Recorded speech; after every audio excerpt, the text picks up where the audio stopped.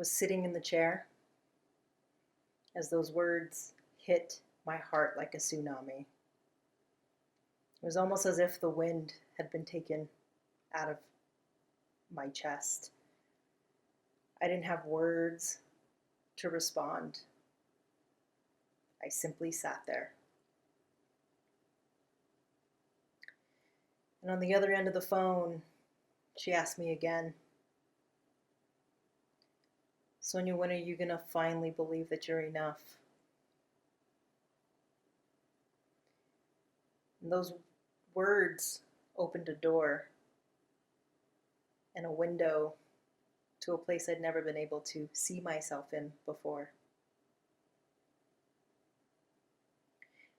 And as I finally found a little whisper to respond as the tears streamed down my face, I answered today.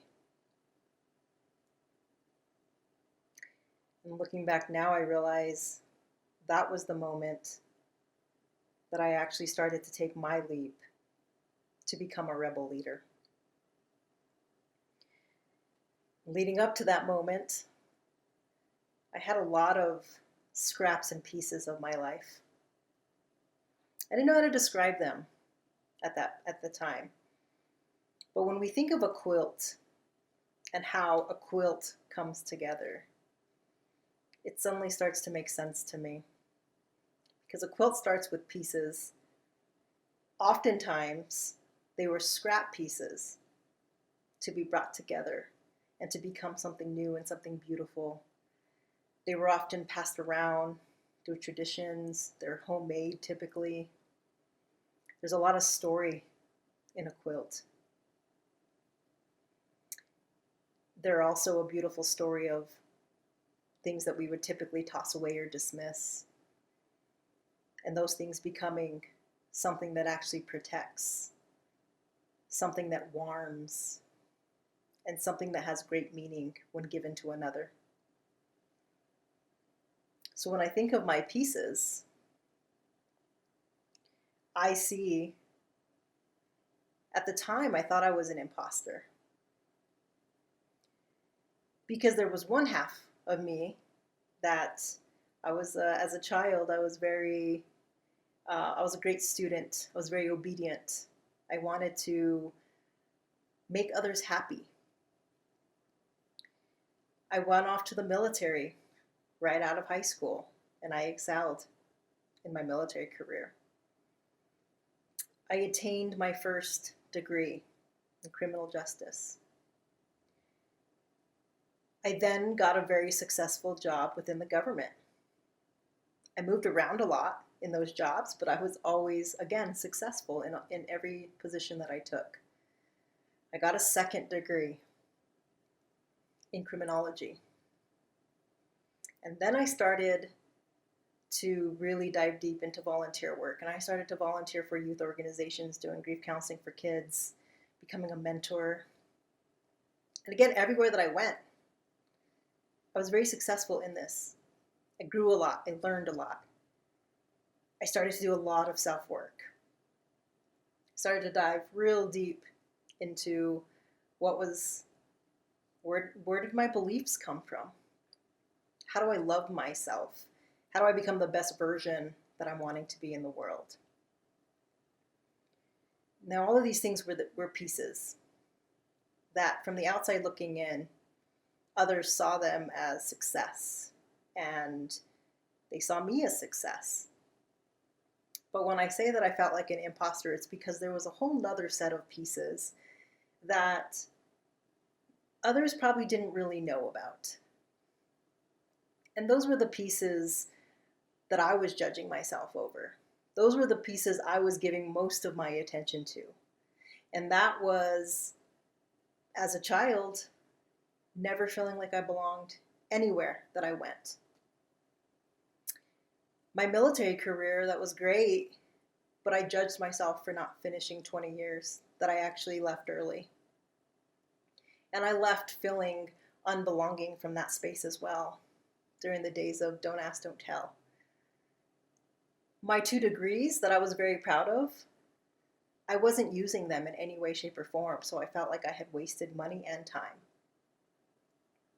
My jobs that I was being so successful at, I was unfulfilled. And I was moving every year to 2 years into a new position just to keep myself engaged. I was 2 divorces in at this point with no children. And one of my darkest pieces that many didn't know about when they saw success on the outside was that I was battling the story of addiction the whole time with alcohol. I was trying to numb the failure I felt from not understanding how these pieces went together. What was I doing with my life? Why did I have this internal knowing that I'm here to do something special, something really great? And I felt like I was losing that battle. I was not meeting that need. And I would probably still be in that moment today if it wasn't for the fact that I just would not give up on seeking some sort of meaning. And that was when I started to look back and I started to see that there was a thread going on here. That the one thing that brought all my pieces together was the fact that I never belonged. I was a disruptor in every space that I went to, whether I meant to be one or not. And when I say disruptor, it was never a bad thing. I was always bringing in new ideas, new perspectives, creative perspectives. I was a breath of fresh air in most spaces that I went into. I didn't feel like I belonged to them. And maybe that's because I was never meant to. Because I needed to bring the non-belonging into the space and open up opportunity. The other thread I started to see is this thread of being able to radically love. And that meant that I stand on the ground that every single human being on this earth is lovable, whether I understand their views or their belief systems or why they did what they did or not. And when I was able to see those 2 threads, suddenly those degrees, suddenly my military career, my government career, all the work that I did to finally propel myself to leave and start my own business and become a leadership coach and a workshop facilitator and my own owner of my own business, all of it suddenly started to make sense. And I was finally ready to put together my finished quilt. And what is that quilt? It's being the change that I've always wanted to see in the world. It's standing here in front of you as a rebel leader and claiming that title with pride and calling out all the other rebel leaders across the world. Because it's my belief that it is time for change in leadership in this world. We need leaders who are willing to break the rules because, let's be honest, many of these games were never created for us to win or maybe even have a chance to play them. It's time for something new. Now, your revolution, your rebelness might look very different than mine. It doesn't have to be my story. Your threads are likely to be something very different. But to even know where to start, you got to be willing to ask yourself the question, what's an area that's longing for disruption within you? Now, mine was the freedom to stand in who I am unapologetically, to dare to live my life for me. Now, once you have that area of disruption, it's helpful to sit down and to imagine, if I were living my life in this way, if I dare to disrupt in this space, what would that mean? What are the thoughts that show up?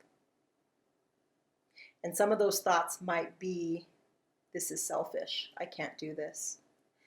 Another thought might be, I might make others angry, or what if others don't approve? And another thought might be, What if I'm not good enough, and what if I fail? Start to sit with those beliefs and thoughts. And then ask yourself, what's the cost if I don't?